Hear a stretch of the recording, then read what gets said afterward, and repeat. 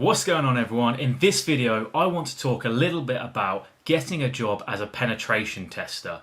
This is going to be a mixture of my own experience of becoming a penetration tester and getting into the field, and my own advice now that I'm in the field and understand how it works. So the first thing I want to discuss is common myths within the industry and what stops people becoming a penetration tester. So usually people think that penetration testers are these super elite people that know absolutely everything about every technology.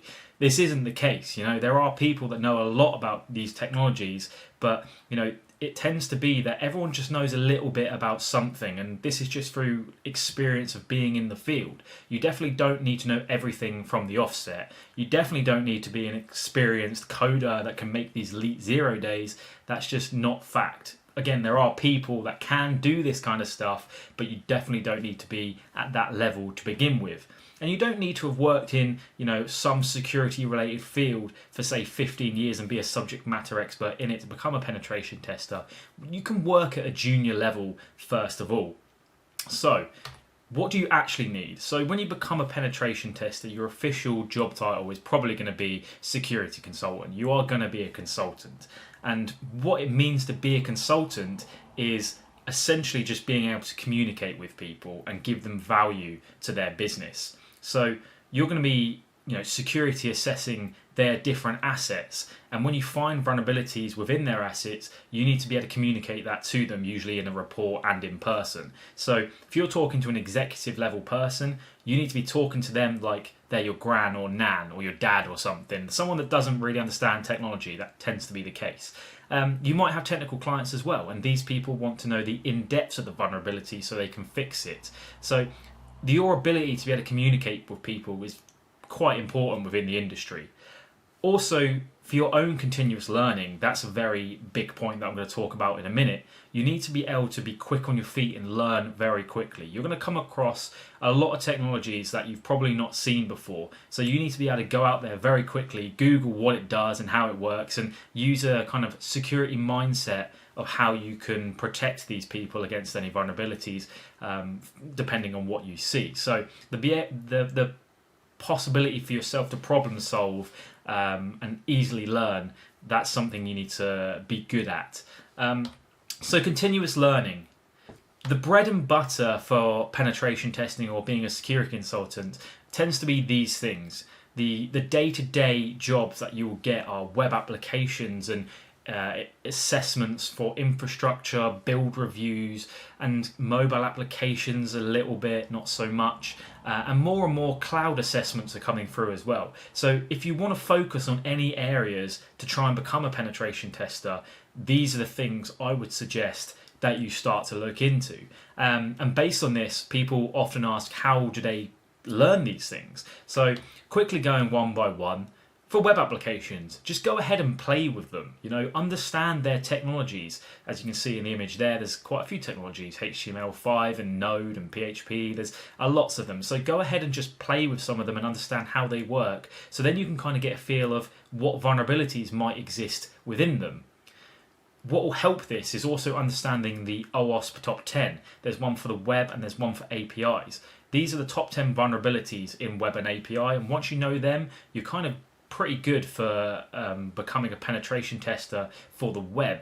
A good resource is looking at bug bounties. So go on HackerOne, go on BugCrowd, look at the published bug bounties and understand how these vulnerabilities have been found, because they tell you, and how they've been fixed. This will give you a good hacker mindset and might enable you to go and find vulnerabilities in other websites. So go ahead and do bug bounties.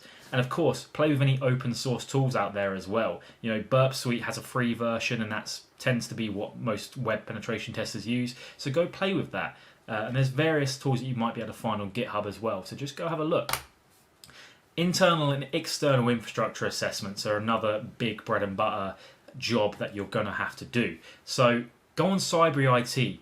They give you so many free resources for ethical hacking. I really suggest just watching them videos because you'll learn a lot. Just set your own Active Directory box up. I didn't know how a Windows directory worked when I first became a penetration tester. Just set your own one up in VirtualBox and just go ahead and play with it. Understand how it works. Do the same thing with some Linux distributions. work out how Linux works and download loads of different distributions and just go ahead and play with them and see how they differ. The files tend to be different, the command line is sometimes different. Just understand different distributions. Use Hack the Box or tryhack.me. These are real vulnerable machines that you may well find in a public space. So it's really helpful doing these boxes and understanding, what you might face in the future. And while you do this, get used to reporting. So anything you find, just document it, because a massive part of being a security consultant or penetration tester is writing reports. So you really need to get good at writing reports in Word and documenting things, because if you can document clearly, that's kind of 80% of the job. Penetration testing would be like the other 20%, quite honestly. Network device build reviews and OS build reviews. Very boring parts of the job, but very essential to make sure your client's network or operating systems are secure and hardened. So you can do this by either having your own Windows machine in VirtualBox, or having your own network devices using Cisco Packet Tracer or GNS3, and just kind of play with them and understand how their security configurations work. You can do this by looking at the CIS benchmarks. They give various standards for how you should harden different machines and network devices. That will give you a bit of an idea of what methodology you should follow yourself. But I tend to use the CIS benchmarks for any build review that I do, because they're very good. Mobile application assessments. So this is something you're probably not going to do straight away when you're a penetration tester, but you might want to move into it. So go ahead and just buy yourself a cheap Android, a cheap Apple phone. So for Android, for example, a Moto G5 would be fine. Root it.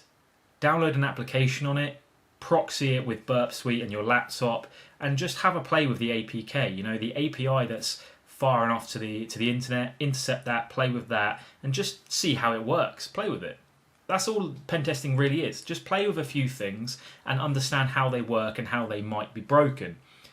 Objection is a good tool, or you can find that on GitHub, and that will allow you to hook into the processes within the APK and play with it some more. So, as I say, it's really about playing with different things. Finally, cloud assessments. So again, websites such as Cyber IT will give you a bit of an idea of how to use the cloud, but actually AWS, Azure, Google Cloud Platform, they all offer their own free tier of login that you can use to spin up virtual machines or do different cloud functionalities for free to help you learn. So as long as you stay within that free tier, totally free. Go ahead and just play around with it, understand it. But again, look at CIS benchmarks, because they will help you understand how to harden the cloud environment and give you a real understanding for that. So that's the real bread and butter, but how do you get a job from this once you know these things, or at least know them a little bit? Well, get involved with the community. You need to get yourself out there. A lot of life is about who you know, because they can get you to the places that you want to get to. So how do you access the community? Well, I would suggest doing a blog. Get yourself blogging different things that you do, because you might help some of your peers out and they might remember that in the future. Also, just get on Twitter. Start interacting with different Infosec accounts and they will probably reply to you. Just get your name known. Like, once you go to any local hacking meetups, you might want to Google that. Some of these people you're talking to on Twitter might well be there. They will understand who you are. You can actually have a conversation and know people. Once you know people in the community, that makes things so much easier job-wise. Just crazy how much knowing someone gets you a foothold into a company. Certifications. Are they important? Yes, of course they're important. Not all certifications are good though. Pick a good one. And what I tend to recommend to people, which is controversial, some people don't agree, but I definitely agree with this, is the OSCP, the Offensive Security Certified Professional. That is such a good certification in this industry. It teaches you so much about Windows domains and Linux and vulnerabilities, web exploitation. Very, very good starter security certification. Once you've got this, you can pretty much walk into a junior penetration testing role because it's that good. I highly recommend it. And it's so cheap in comparison to other certifications like SANS courses. 100% recommend doing the OSCP. Certified Ethical Hacker, that's another story. Not a good certification.